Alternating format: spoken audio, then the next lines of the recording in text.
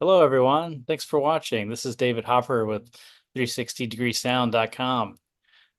For a few years now, we've been doing a CD Junkies series where we spotlight CD collectors from around the world. And this will be our first video. We have dozens of Q&A articles, but this will be a video and Q&A on the site. Today we have a very special guest, Chris Skebo from Michigan, our latest CD Junkie, and also the newest member of the 360 team. So you can look for his byline and his great takes on music from all angles coming very soon. Chris, thanks so much for joining us. Thank you for having me, David. Yeah.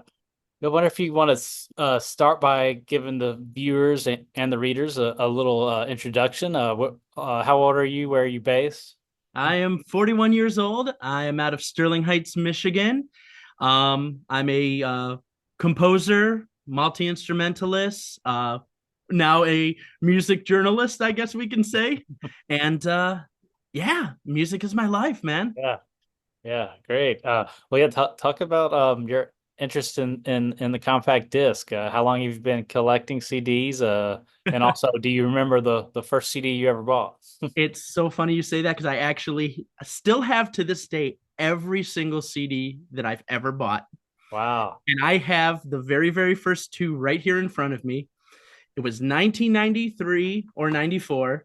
I was 11 years old, and this will be very embarrassing, but Boys to Men 2, Oh, nice. Brian Adams, so far, Hey, so that's good. to be embarrassed about there. Yeah, we actually These were, we had a chance to interview Sean Stockman of Boys to Men oh, a few that's years awesome. ago. Yeah, And yeah. you'll notice on the back of these, BMG CD Oh Club. yeah, the record club. Yeah, was it 11 CDs for a penny? But Yep, then you had to yep, buy some at full price, and they would like hound you for yep, years. yep. Oh, yeah. Yeah. I Uh, think every single member of my family signed up several times. yeah. That's what started all this, I'm sure. Yeah. Okay. Yeah. Um, Yeah. so do you know? I mean, that looks like thousands, but do you know about how many CDs you have? Roughly between 7 and 8,000 right now. They're in several places in the house. The number really stopped mattering when the square footage started mattering. Yeah. Yeah. You know, when you're buying 5 or 6 CD racks every couple of years to try to keep up with it. And we're gonna focus on CDs since this is CDs junkies, but you are into other formats as well, right? Vinyl and cassette. Yeah, I have a fairly large cassette collection, and my vinyl collection is pushing 5,000 right now. So, Wow. Are you into reel to reel? no, Okay. you know what? It's something if I ever saw something that was like really like cool, like Lou Reed's Metal Machine music, Yeah, yeah. because I have that on 8 track. Yeah, yeah. I would buy that on reel to reel. Yeah, yeah. That'll be cool.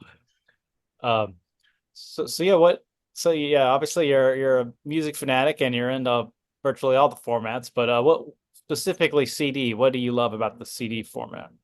Well, when I was younger, I did have some records at that time, which I inherited, from my dad and from some of my aunts and uncles. But I started actually transcribing music in my early teens, and it was a lot easier to try to transcribe a jazz solo on a CD than it was picking up a needle and trying to move it back to the exact moment.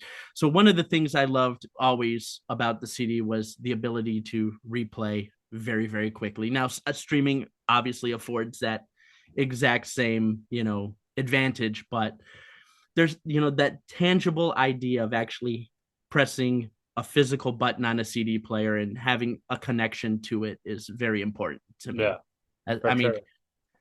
I think everybody streams these days. I would say maybe I take in 20% of my music via streaming, and CD is still the largest way I take in music. If I'm cleaning the house, CD goes on as Yeah. opposed to a record. You know, um, a record would be my preferred listening experience, but the CD is the most that I do. Mm. Okay. Interesting. What streaming service do you use when you do stream? Apple Music. Apple Music. Okay. Yeah. Yeah. Are you would you consider yourself a audiophile? Um, I'm gonna say no, Yeah. just because I'm not out there chasing, like the MoFi pressings, or I'm searching for the, the super audio CD. I just want the music. I Yeah. want to have it because, as we've learned very, very recently in the world of streaming, your favorite movie can disappear like that, and a streaming service can take an album or change a song like that. So when you have the physical thing in front of you, you always have it. Hmm. Yeah, absolutely.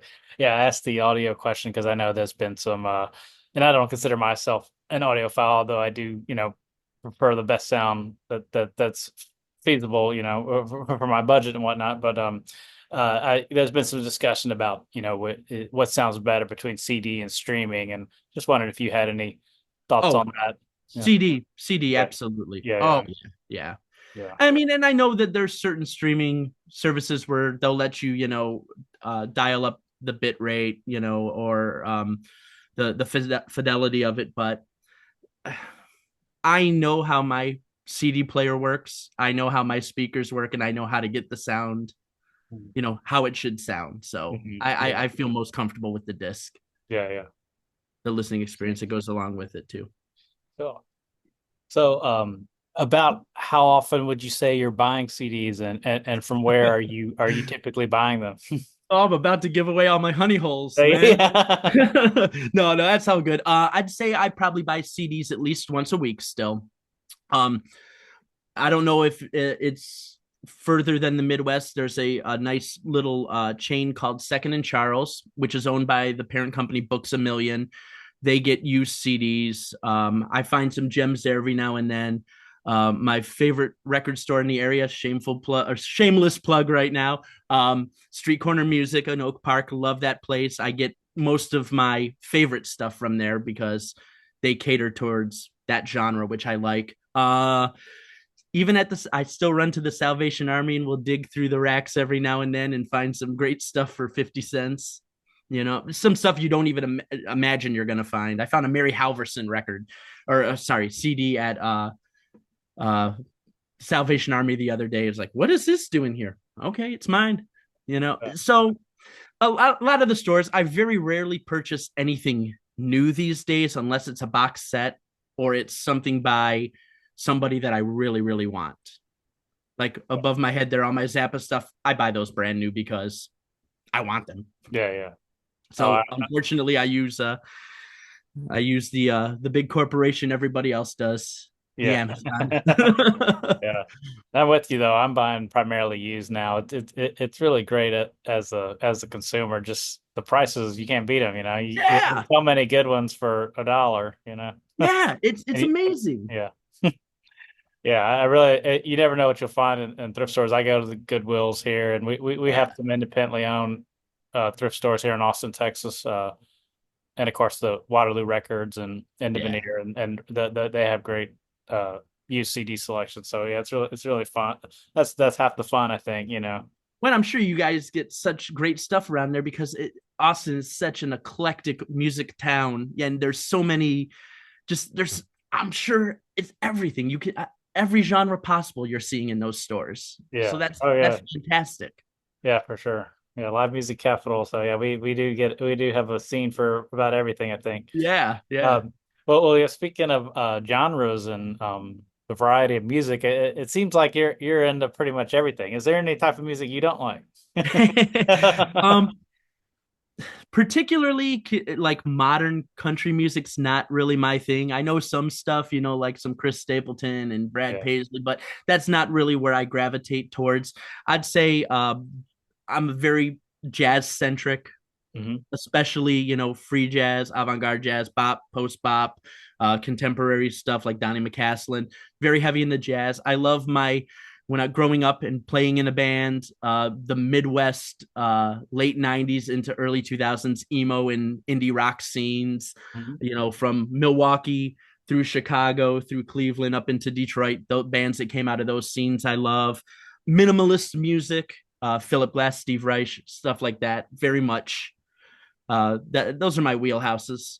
and Yeah. where what most of this is. Okay, cool. I mean, would you say you're listening to instrumental music probably more than music with vocals? It's 50-50. Yeah, I'd yeah, say it's a good 50-50. yeah. Mainly I have a wife that will now and then, every now and then, say to me, "Hey, Chris, you mind putting on something with vocals?" Yeah. So, hey, Yeah. I gotta acquiesce every now and then. Yeah. Yeah. Um, She could only take so many hours of Albert Ayler wailing away. yeah. Yeah. Is there because I consider myself a jazz fan. I'm not a jazz musician, but I have a pretty big jazz CD collection. But I probably gravitate more towards like 50s, 60s hard bop with Blue Note and Yeah. but I like some jazz fusion. However, I haven't really been able to get into free jazz, but maybe I'm just not listening to the right stuff. I was wondering, is it kind of like the more experimental, the better for you, or does it get to a point where is there such thing as too avant-garde for you? No, there's no Yeah. such thing as too Okay. avant-garde Yeah. for me. Okay. You know what? I remember one day at work I had on a Merzbow album, and someone walked into the shipping office where I work and looked at me and said, "Something. What's wrong with your speaker?" I said, "That's how it's supposed to sound."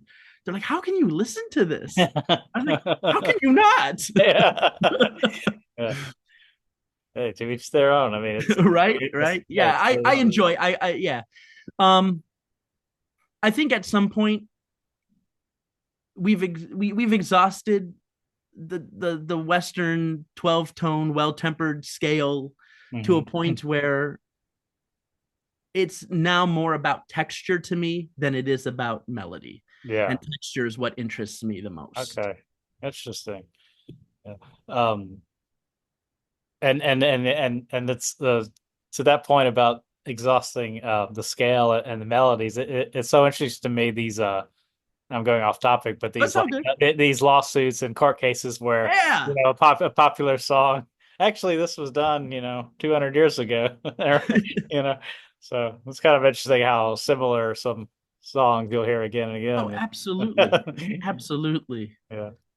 Um, so, what CDs have been getting a lot of spins lately for you? Well, I have some of them right here. Okay, great. I'll pop a couple of them up here. Yeah. This one has been getting some very heavy rotation here. Oh, Zappa, This nice. is the Frank Zappa Waka Wazoo box set. It's 5 discs, presented very well. It's the sessions, the rehearsals, and outtakes and alternate mixes of the Waka Chewaka and Grand Wazoo album, which is Grand Wazoo is one of my absolute favorite Zappa albums, a very jazz influenced Zappa album, and it's really cool hearing all of the basic tracks. The instrumental version of Uncle Remus, early versions of uh, Cletus Aretus Aritis without the overdubs. Like, just really cool, just real awesome disc. Is that a new release, that box set? Yeah, this one came out. It came out in 2022, but I just recently got it. Yeah, yeah, nice. So and some of this stuff is not new, but it's new that I picked it up. This one right here, Horace Silver, United States of Mind. Oh, yeah. This one's on Blue Note. It's from their Connoisseur series back in 2004. This is actually a really hard CD to find, and those 3 albums were not well received. And the music on here is just fantastic. Randy Brecker's on this one, but what's really great is the vocals by Andy Bay on these records are just wow, just lights out, awesome, really cool album. Yeah, I love Fort Getting Silver. I'm not familiar with that one. I'll have to check it out. Yeah, it's probably 71, 72, 73, right around that Mhm. area, I think, is when they were recorded. Yeah, 70 through 72. Yeah, I was off by a year. This one, this is Peter Brotzman's Complete Machine Gun Sessions from 1968. If you are having a party and you want people to leave, this is the CD you put on. Yeah. It's the title Machine Gun. It tells you everything you need to know about what's going on here with tenor saxophones, bass clarinets, pianos, drums, and bass. It's heavy, and Yeah. it's rating, and it is beautiful. Grading and beautiful. I like that. Hey, Yeah, it doesn't have to be that's one or the other. yeah. Um, this one this one actually ties back to a kind of an article that you just put up about the Cole Porter one. We were talking about Nina Cherry a little bit, you and Mhm. I in text the other day. Um, this one has the band The Thing on it, the Cato Salsa Experience, and Joe McPhee. It is just cool, very free and loose jazz rock, Mm. and it's just I don't know how to explain it. The looseness of it is what makes it so much fun to listen. You can tell these guys are having a great time playing this one. And I got it at Street Corner Music. I paid $5.99 for it. Look at that. Nice. And the last one that's been getting a lot of spin is are you familiar with the label Numero Group Oh yes, out yes. of Chicago? Okay, Mhm. the Complete Creation. Oh yeah, I wanted This that. That's been on my want list. I haven't got it yet, but yeah, is awesome. yeah. Obviously, probably like most people, the movie Rushmore. Mm. Hearing Making Yeah, Time. that's right. They had That's that had a song on it. Yeah. Yep. And that's what introduced me to this band. And when this came out, I picked it up right away. It's I think their entire output's like 46 songs or something, and this is all of them. And just beautiful packaging. The Numero Group never skimps. Yeah. Color photos, the essays, everything is just gorgeous Yeah. in these boxes. So love that. That's awesome. Yeah, the great label. I that brings to mind another question I'd like to ask. What are some of your favorite labels that do work? I guess Yes. like yeah, I'm glad you asked this yeah. question because when you were I guess particularly ones that do work like Numero Group, where really lavish yeah, reissues and stuff. Yeah. I was sitting here thinking, I was like, he's probably going to ask me a question about what artists I like. And, there's artists I like, but I gravitate towards labels Hmm. because there are labels that put out such a high level in everything that they do, from packaging to sound to just the quality control of the entire package. So some of those labels are I love out of Chicago, International Anthem. International Anthem is just a great label doing great stuff with social music, free jazz, stuff bordering on hip hop. It's they're a great label. Trumpet player Robin Zurich's on that label. Cornetist Ben Lamargay. Angel Bat David is on that. Just Jamie Branch, the trumpet player who recently passed, was on that label. Just great stuff that they put out. Their packaging all has Obi strips, and just they pay a lot of mind to it. Another one is out of Omaha, Nebraska. I've always loved the Saddle Creek label. Bright Eyes was on that label. Cursive, The Faint, all of those bands, just fantastic stuff. I'm a completist when it comes to that label as well.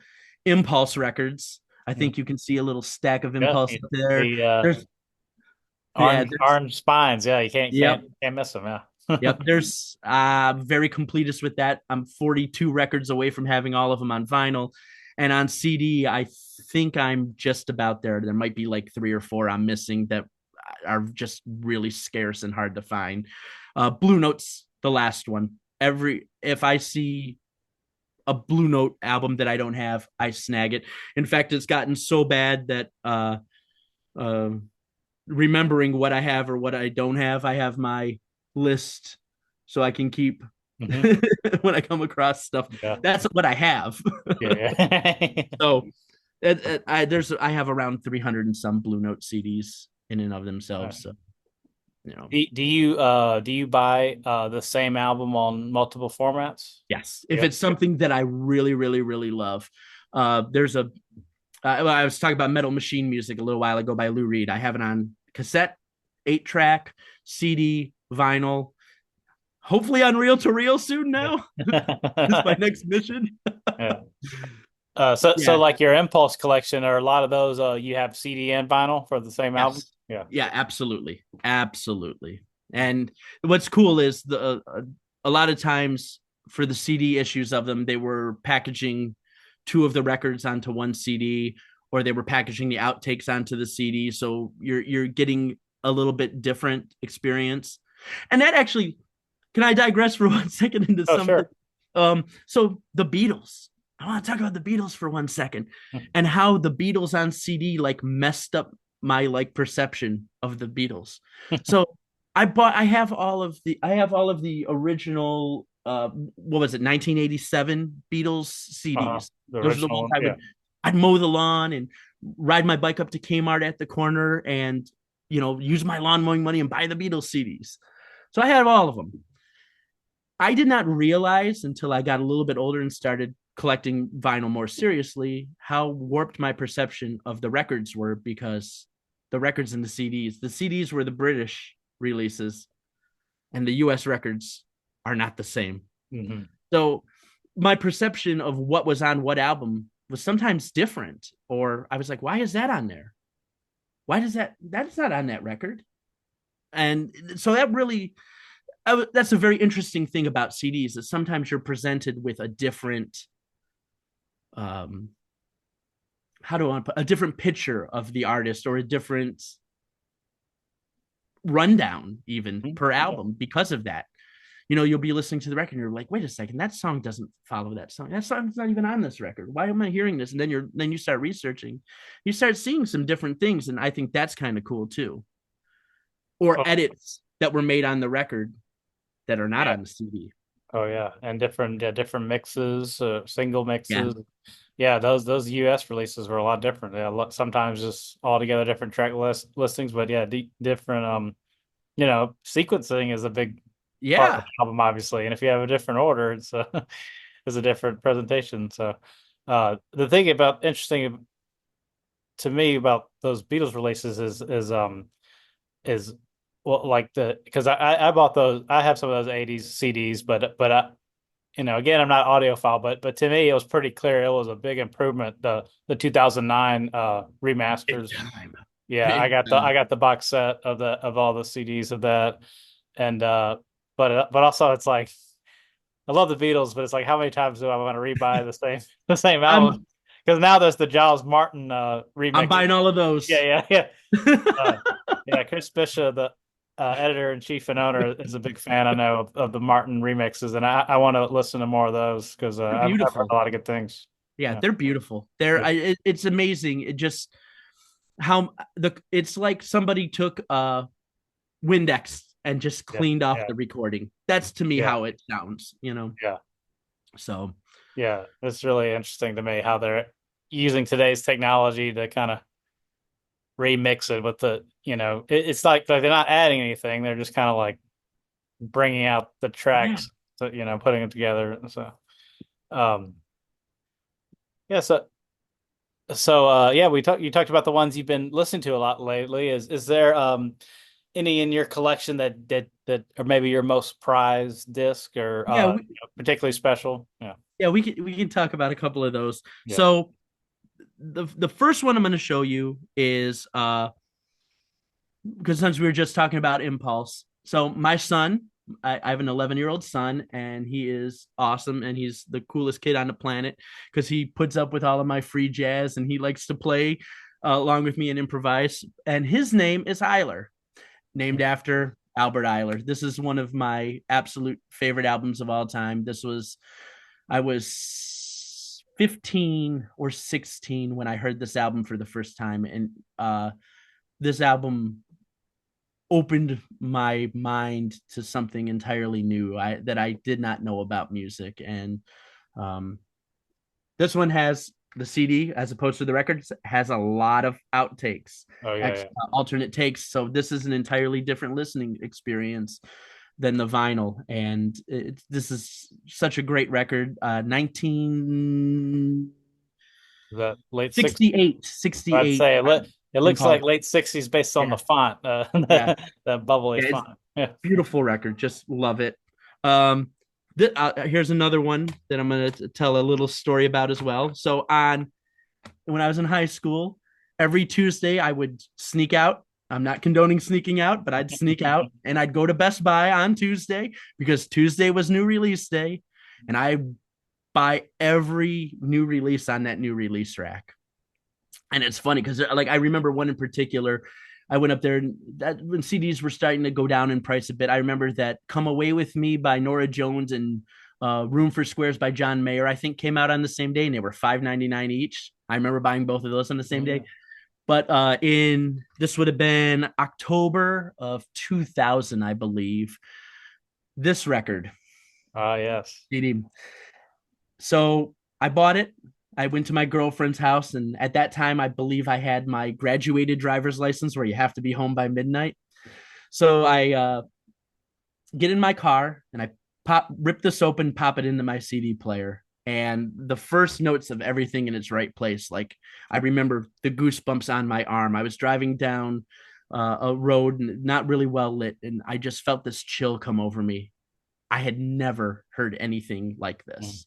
This stayed in my CD player for a really, really, really long time. And there's something cool about this one too. The first pressing or the first edition of it, if you lift up the tray card, the record, the CD holder itself, there's a booklet underneath it that's only Oh, in the first edition of it oh wow. with Cool. like translucent pages Yeah. and just a really cool extra little thing that's only in that edition of it. Is that your favorite Radiohead album to date? Absolutely. I got to be honest, I can't get into Pablo Honey or the Bends, Mhm. Kid A and Amnesic. Oh man. Yeah. Wow. Wow. um here's one that I think you might know because this band is actually from where you're from maybe. This is Worlds Apart by And You Will Know Us by the Trail of Dead. Oh yes, This yes. this band this album in particular, they're a little heavier, but this album they made classical violinist Hilary Hahn on this album. They used a lot of orchestral instruments. It has a very Pink Floyd vibe to it. It's a record. It's an album that I really really love. There's a tune on here called "Worlds Apart" that's very political. It's a very much a protest song, and this edition of it has a DVD with the documentary of the making of the album, which is really cool to Oh, that is see. cool. Yeah, so and you will know us by the Trail of Trail Dead. of Interesting. Dead. And yeah, I knew they're from Austin, and I've seen the name a lot, but I haven't really listened. I'll definitely check that album out. Yeah. Really cool band. I like the album before that. Source Tags and Codes is really good. Here's another one, Mirrored by Battles. It's a Mhm. band. They're still around. I actually just saw them last year with Mr. Bungle, opening for Mr. Bungle. This album still has the son of jazz saxophonist Anthony Braxton, Tiandi Braxton, in the band. It's very minimalist math rock, just a beautiful, beautiful album. The packaging is, as you can see, this glossy, fantastic. Warp Records puts out just beautiful packaging. Love everything that they do. This is a really cool record. Um, this one, there's another nice story about this one. This one is on John Zorn's Zodic label. This is Alvin Curran's Lost Marbles. And I bought this CD at a place called Record Time, which doesn't exist anymore in the Metro Detroit area. It was a wonderful store. I think it was around for 20 some years, but it fell victim to streaming, obviously. And Alvin Curran, in his little bio in here, mentions Mills College. And I started reading more on Mills College and found out the history of it. And so I decided to, send him an email. And he asked me to send him some of my scores and stuff. And I ended up going to Mills College for my master's degree because of this CD right here. And just had Very the most cool. wonderful experience there with fantastic professors and wonderful fellow students. And do I have time for one more? No, yes, please. Oh, okay. Well, real quick, a special one. This one right here. This is the album "Everything Is Going to Be All Right" by Deaf Children Playing, which is my band. This one came Oh, out in nice. 2007 in an edition of 10,000. I think I have like 10 left of it. We sold all of them. And this was the first album to come out on my label, Little Gray Cat Records. Oh, cool. And so it's a really special one to me, really important to me. Wow, that's impressive to do a 10,000 run and so I and so know, long. right? Yeah. We toured our butts I off. think that might count as platinum nowadays with the sales being down so much. Yeah, yeah. And here's the last thing I'll show you really quick. Yeah, sure. Going back to Albert Ayler. This is the Albert Ayler Holy Ghost box set put out by Revenant Records in 2005, I believe. And it's 9 CDs in a spirit box with an OB strip around it. And the packaging of it is just unbelievable. You open the box, and there's a wonderful hardbound book in it, cloth bound hardbound book. There's a dried flower. There's a nice ephemera, picture of young Albert Ayler, magazine, a note that he wrote on hotel paper, another magazine, handbill from Slug's Saloon. And all of the discs are in these translucent jackets, all 9 of them. These flowered translucent jackets. They look there. It's just a beautiful, beautiful presentation, a beautiful box set, wonderful unreleased music, and some nice interviews with Albert, getting to actually hear him speak about his music, which we don't have a lot of because he, died so young, which is it's tragic, but it also gives so much more weight to his catalog because it was so small. Yeah. Yeah, that's great choices. That's amazing packaging. I've never seen anything quite like Yeah, it's when I got it, I was like, oh my gosh, this is the that. best album ever. Yeah. Well, yeah, we just got a few minutes left. So, I wonder, in closing, if you want to talk about kind of your thoughts on the future of the CD. There's been a lot of discussion about the vinyl revival and how that's been, on the up and up for the last 10 years or so. But there has been some articles about CDs having a little resurgence. So kind of what are your thoughts there? Are you hopeful CDs are here to stay, or what do you think? I don't think they will ever go away. Obviously, as long as there's people like us who are still buying them, and there's stores that are willing to stock them. Mhm. But if we talk about trends and how everything is cyclical, it's 90s hairstyles are in, 90s clothes are in. So the CD's got to be right there, right? It's Yeah, got to be right yeah, there because it's so ingrained in the 90s culture. yeah. You're seeing CD players being a little more readily available. I think there's going to be a fascination with the youth about them. They're going to find a box of their parents' CDs in the basement. Oh, what is this? And they're probably going to want to be curious and listen to it. And I think as people's vinyl collections get bigger and they realize possibly the weight of moving the collection and the space that Yeah, it takes up, yeah. there might be some back blow on that. But I think as long as people still care about them, I don't see it ever going away because there'll always be a trade market for it or always a resale market for it. Mm. I Yeah, believe that. I yeah, believe I agree. Well, great. Thank you so much, Chris. This has been that. fascinating. Thank Uh, you, David. I yeah, greatly appreciate you having me. yeah, of course. Yeah, yeah. Thanks everyone for joining us, for watching. We'll also have this available as a Q&A article. And I'm David Hopper of 360 Degree Sound, awesome bureau chief. And stay tuned for Chris Skebo's articles. We're happy to welcome him as one of as our newest contributor. So thanks everyone for watching, and keep listening to music from all angles.